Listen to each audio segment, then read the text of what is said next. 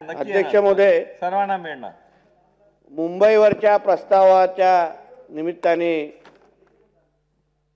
आज आमच्या सगळ्याच लोकांनी आमच्या महायुतीच्या सरकारचं कौतुकच केलेलं आहे।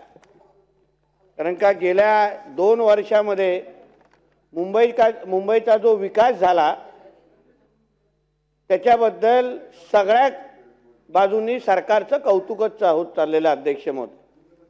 पण अध्यक्ष महोदय, हे कौतुक होत असताना काही मुद्दे सरकारच्या नजरेत मला मुद्दामून आणायचे आहेत, जेणेकरून आपण एका बाजूला मुंबईकरांचा विकास करत असताना मुंबईकरांच्या सुरक्षिततेबद्दल पण आपण विचार करायला पाहिजे, सरकारने लक्ष घालायला पाहिजे, या दृष्टिकोनातून काही मुद्दे इथे आणणार आहे अध्यक्ष महोदय। अध्यक्ष महोदय, मी कालच मी लक्ष्मी भवन जे मस्जिद बंदरमध्ये एक इमारत आहे त्याला जाऊन भेट दिली आणि अध्यक्ष महोदय, ती इमारत 4 फ्लोअरची आहे आणि प्लॅन 4 फ्लोअरचा असला तरी आज आपण त्या इमारतीकडे पाहिलं तर ती इमारत आता 13 मजल्याची झालेली आहे। 4 फ्लोअर नंतर अध्यक्ष महोदय बॉल बेरिंगवर ती इमारत उभी केलेली आहे। अध्यक्ष महोदय, आश्चर्य वाटण्याची गोष्ट अशी आहे की त्या इमारतीमध्ये जे त्याच्या मालक आहेत ते ट्रान्झिटमध्ये गेलेले आहेत, त्यांना शिफ्ट केलेले आहेत रिपेअरच्या नावाने आणि तिथे आता त्या पूर्ण इमारतीमध्ये सगळे बांगलादेशी लोक राहायला आलेले आहेत। अध्यक्ष महोदय, मी जेव्हा तिथे खालती मुंबई महापालिकेचे वॉर्ड ऑफिसर होते, म्हाडाचे अधिकारी होते आणि संबंधित पोलीस खात्याचे पण अधिकारी अध्यक्ष महोदय तिथे होते, मी त्यांना साधा एकच प्रश्न विचारला की ह्या इमारतीमध्ये राहणारे जे बांगलादेशी लोक आहेत यांचे रेकॉर्ड तुमच्याकडे आहेत का? कोण राहतंय, कोणाकडून ते आलेले आहेत, त्यांच्याकडे काय काय कागदपत्र आहेत? अध्यक्ष महोदय, पोलिसांकडे त्यांचा रेकॉर्ड पण नव्हता। त्यांना तिकडे पाणी डिपार्टमेंटचे अधिकारी तिकडे होते, प्रत्येकाला तिथे पाणी 24 तास त्यांच्या सोयीनुसार दिले जात आहे। दुसरा मुद्दा अध्यक्ष महोदय, तिकडचा जो वीज कनेक्शन जे लाईट त्या प्रत्येक घरामध्ये द्यायची असते त्यासाठी रस्त्यावर जनरेटर उभं केले जात आहे, म्हणजे त्यांना वीज पुरवण्यासाठी रस्त्यावर जनरेटर ठेवलं जातं आणि त्यांना वीज दिली जाते। अध्यक्ष महोदय, या मुंबईने 26/11 सारखे हल्ले पाहिलेले आहेत, बॉम्बलास्ट पाहिलेले आहेत, 93च्या दंगली पाहिलेल्या आहेत। आता हे बांगलादेशी आणि रोहिंग्या जे आमच्या मुंबईमध्ये येत आहेत, राहत आहेत, त्यांना नेमकं आणतो कोण आहे, ते कोणाच्या जोरावर इथे राहत आहेत, ह्याचा काही थान पत्ता अध्यक्ष महोदय नाही। यावर अध्यक्ष महोदय सरकारने विचार करायलाच पाहिजे की नाहीतर आपण या मुंबईमध्ये राहत असताना हे जे राजरोज पद्धतीने प्रत्येक वॉर्डमध्ये हे अतिक्रमण चाललेलं आहे लँड जिहादच्या नावाने। अध्यक्ष महोदय, पाहिजे तिथे इमारती बांधली जातात सरकारच्या जमिनीवर। अध्यक्ष महोदय, अशा पद्धतीने इमारती बांधले जात आहेत, धार्मिक स्थळं बांधले जात आहेत, फक्त तिथे येऊन हिरवी चादर टाकून द्यायची आणि लगेच इमारत तिथे उभी राहते। अध्यक्ष महोदय, कोणाला परवानगी मागतायत, कोणाची परवानगी घेतात असं काही थान पत्ता नाही। कुठे म्हाडाच्या जमिनी आहेत, मुंबई महापालिकेच्या जमिनी आहेत। अध्यक्ष महोदय, धारावीमध्ये तर पोलीस बीटच्या जमिनीवर तिथे 4 फ्लोअरचा मदरसा उभा करून टाकला। अध्यक्ष महोदय, कोणाला विचारून काय परवानगी नाही, तिकडे काय परवानगी नाही।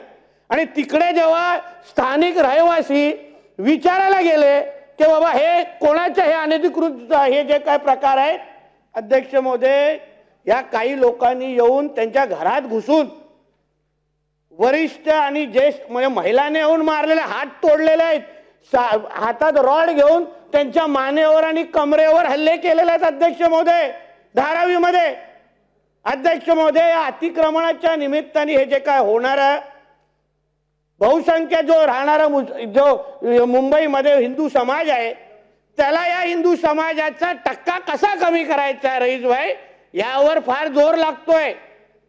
मग यावर राज्य सरकारने विचार करायला पाहिजे, कारण का ज्या पद्धतीने अतिक्रमण वाढत आहेत सरकारी जमिनी, अध्यक्ष महोदय, त्याच पद्धतीची परिस्थिती ही गोवंडी, मानकुंड नगर, शिवाजीनगरमध्ये आहे, त्या परिसरामध्ये तर म्हाडाची जमीन आहे अध्यक्ष महोदय. म्हाडाच्या जमिनीवर इथे धार्मिक स्थळ उभं करून टाकलेलं आहे. आता म्हाडाच्या जमिनीवर धार्मिक स्थळ कसं उभं राहू शकतं? मोठ्यातली मोठी मस्जिद उभी राहिलेली अध्यक्ष महोदय. समजून घ्या अध्यक्ष महोदय, धार्मिक स्थळ कोणाचेही असो, पण म्हाडाची जमीन आहे, कशी उभे करणं शक्य आहे? ज्या अधिकृत आहेत त्यांच्यावर कोण काय बोलणार नाही, पण हे अनधिकृत विषय चाललेले आहेत. हक्काची जमिनी लाटले जात आहेत, बाजूला लग्नाचं हॉल बांधले जात आहेत, तिथे पाहिजे तेवढे लग्न केले जात आहेत, त्या हॉलची कोणाची परवानगी पण नाही. अध्यक्ष महोदय, ह्या गोष्टीवर सरकारने लक्ष घालायलाच लागेल. पाणी कपातीवर आपण सगळेजण बोलतो, पण मुंबईच्या हक्काचं पाणी हे इकडे राहणारे हे जे काही कोणी आणलेले हे जे काही बांगलादेशी आहेत, रोहिंग्या आहेत, हे कोणी आणलेत, कशाला आणलेत, कोणाकडे त्यांचे आधार कार्ड तरी आहेत का, हेही कोणी विचारलं जात नाही अध्यक्ष महोदय. 90 फीट रोड आहे आमच्या त्या मानकुड परिसरामध्ये, शिवाजीनगरमध्ये. अध्यक्ष महोदय, एवढे फेरीवाले तिथे आलेले आहेत बांगलादेशी, त्याला कोण, त्यांचा रेकॉर्ड पण पोलिसांकडे नाहीये, तरी त्या लोकांना कोण तिथे हलवत नाही. म्हणजे पूर्ण रस्त्यावर साधारण सामान्य लोक चालू पण शकत नाहीत. एवढ्या पद्धतीने तो पूर्ण रस्ता पॅक करून टाकलाय. साधी पोलिसांची गाडी पण त्या मार्गावर चालू शकत नाही. एवढे अडचणीचा प्रश्न तिथे निर्माण झालेला आहे अध्यक्ष महोदय.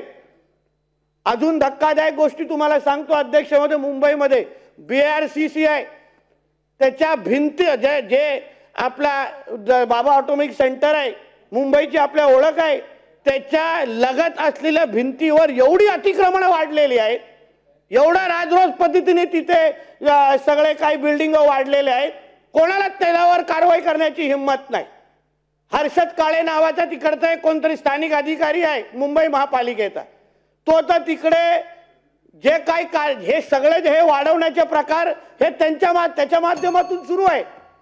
संपवतो अध्यक्ष महोदय, 2-3 मिनिटं आहेत, पण हे खटकणारे विषय अध्यक्ष महोदय आज नाही सांगितलं ना, उद्या आपण सगळे उद्ध्वस्त होऊन जाऊ. हे कोस्टल रोड विस्टल रोड काय उपयोगात राहणार नाही. हे अगर बांगलादेशीने रोहिंग्या इथे राहायला लागले तर हेच त्रास होणार आहे आपल्याला. पॅरिसमध्ये हीच तर अवस्था झाली. अचानक एक घटना झाली पॅरिसमध्ये आणि पोलिसांच्या माध्यमातून ते काय घटना झाली, एवढे हे रोहिंग्या आणि बांगलादेशी बाहेर आले, कोणाच्या हातामध्ये काय राहिलं नाही अध्यक्ष मध्ये. तसंच या बाबा ऑटोमिक सेंटरची जी भिंत आहे, सगळं तिथे अतिक्रमण वाढत एवढं चाललेलं आहे की आता उद्या चुकून तिथे काय कोणी कांडी टाकली बाजूला बाबा ऑटोमिक सेंटरमध्ये, सगळे विधानसभा सकट आपण राख होऊन जाऊ.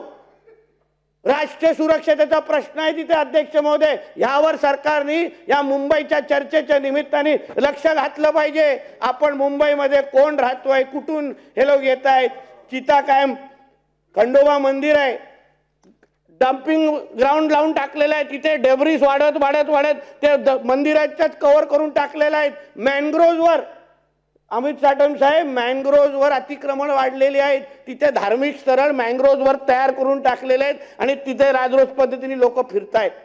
अध्यक्ष मध्ये काय चाललंय या मुंबईमध्ये? अशा पद्धतीने म्हाडा, महापालिका आणि पोलीस बीटच्या या जमिनीवर अगर अशा पद्धतीने अगर ह्या सगळ्या गोष्टी वाढत गेल्या ना अध्यक्ष महोदय, कोण मुंबई आपली कधी राहणारच नाही.